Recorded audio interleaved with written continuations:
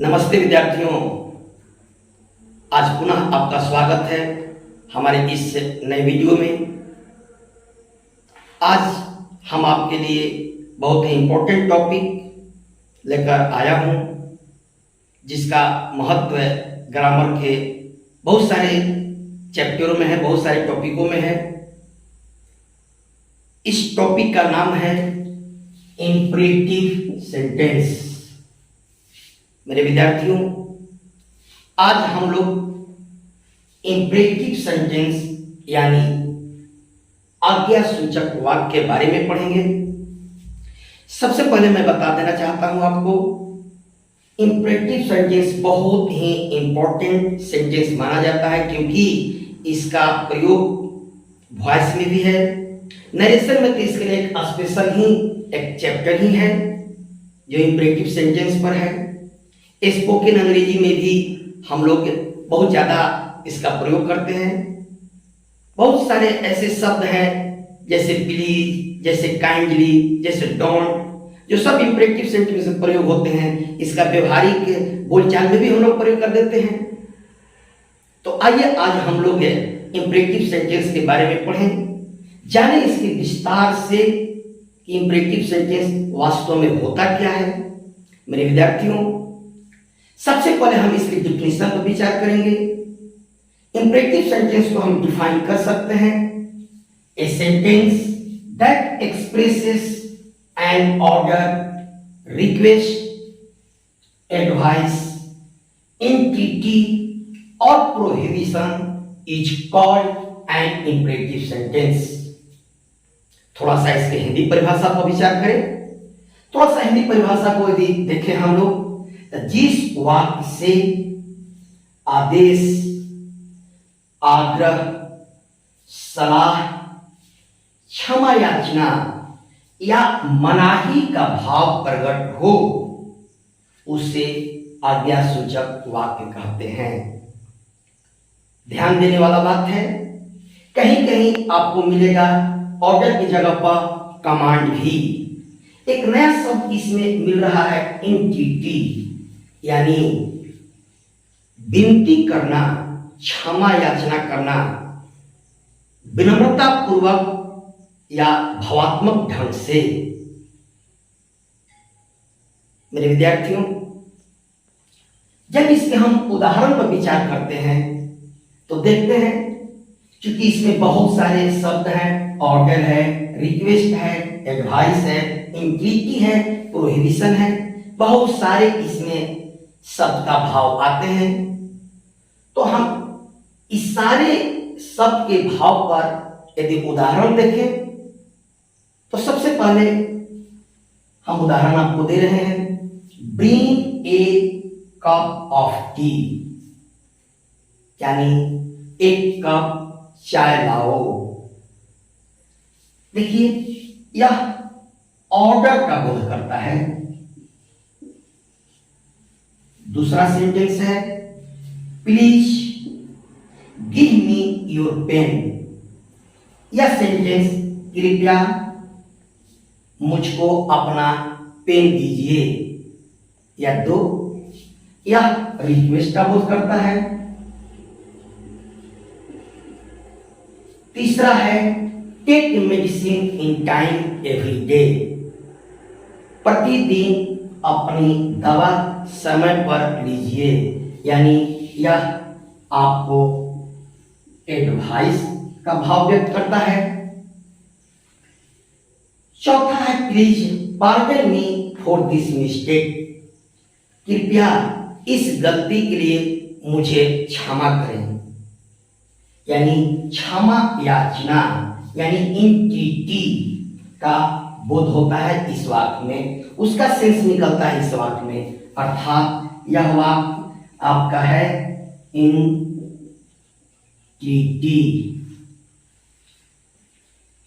आगे हम देखते हैं, अगला वाक्य है, डोंट वेस्ट योर टाइम। अपना समय बर्बाद मत करो, अर्थात यह प्रोहिबिशन का बोध करता है, मनाही करता है, आपको मना करता है कि आप समय बर्बाद मत करो। दूसरा भी वाक्य इसका ले सकते हैं, जैसे don't make a noise in the classroom, classroom में शोरगुल मत करो, यानी मनाही होता है, मना किया जाता है, अर्थात यह वाक्य प्रोहिबिशन का भाव व्यक्त करता है। प्रोहिबिशन,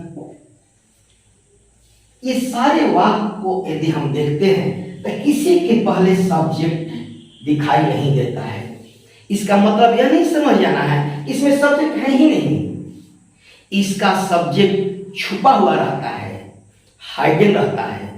यानी आप किसी को ऑर्डर दे रहे हो कि bring a cup of T, यानी आपका यू प्रोनाउन, यानी यू प्रोनाउन, इसमें यू सब्जेक्ट छुपा हुआ है कि तुम एक कप चाय लाओ, यानी इस सब वाक्य में सब्जेक्ट दिखता नहीं है बल्कि छुपा रहता है, आपका सेंस निकल जाता है।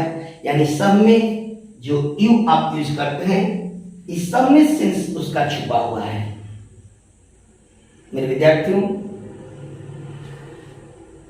कुछ वाक्य ऐसे भी है इंपरेटिव सेंटेंस के जो केवल एक शब्द से बनते हैं, बहुत सारे उसमें शब्द नहीं रहेंगे, केवल एक ही शब्द रहेगा।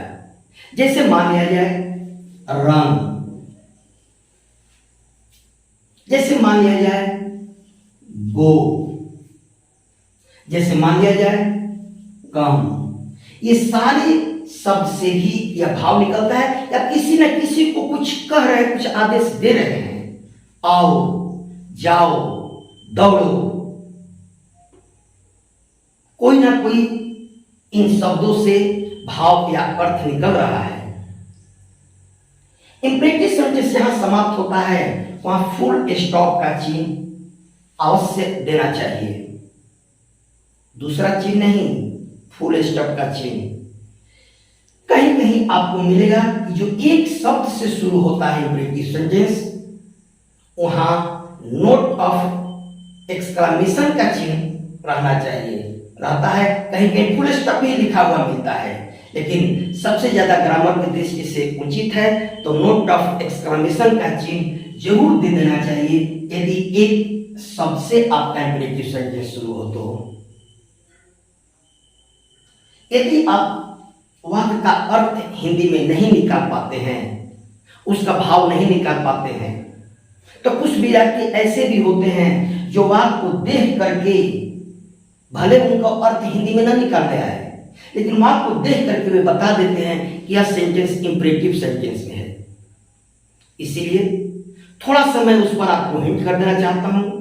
मैंने यहां नोट में लिखा है कि इंपरेटिव सेंटेंस का प्रारंभ मुख्यतः मुख्य क्रिया, जैसे देखिए यह मुख्य क्रिया है, यह भी आपका मुख्य क्रिया है, मुख्य क्रिया या प्लीज, काइंडली, देखिए प्लीज से शुरू है, यहां भी प्लीज से शुरू है, काइंडली से भी कुछ वाक्य हो सकता है शुरू, काइंडली टीच मी, काइंडली से भी शुरू हो सकता है, कुछ वाक्य आपको डोंट से भी शुरू होता है, देखिए यहां डोंट से शुरू है,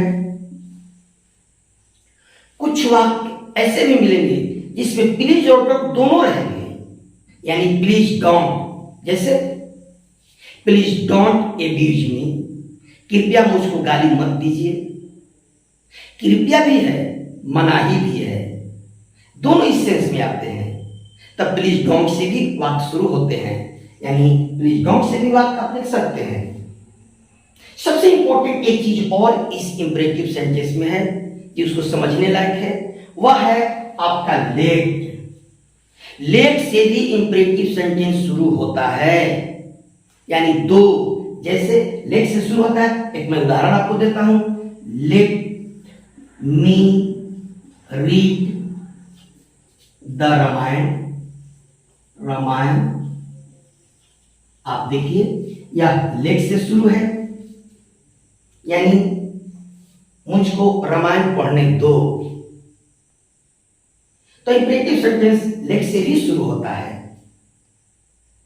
अब आप परिभाषा की दृष्टि से सब आप देख लिए। ऑर्डर का विषय, रिक्वेस्ट, सवाल, सीजीटी पर सबका भाव निकल जाता है जो आपका परिभाषा कह रहा है। बाकी आप पहचान भी समझ गए, कुछ यहां भी समझ गए कि एक सबसे भी होता है। तो मेरे विद्यार्थियों, आज यदि आप हमारे चैनल को सब्सक्राइब नहीं किए हो तो मेरे चैनल को सब्सक्राइब कीजिए। मेरा चैनल का नाम learn English with Sidhu sir. Like कीजिए, अपने दोस्त मित्रों में शेयर कीजिए। तब तक आप सभी को मेरे तरफ से नमस्कार।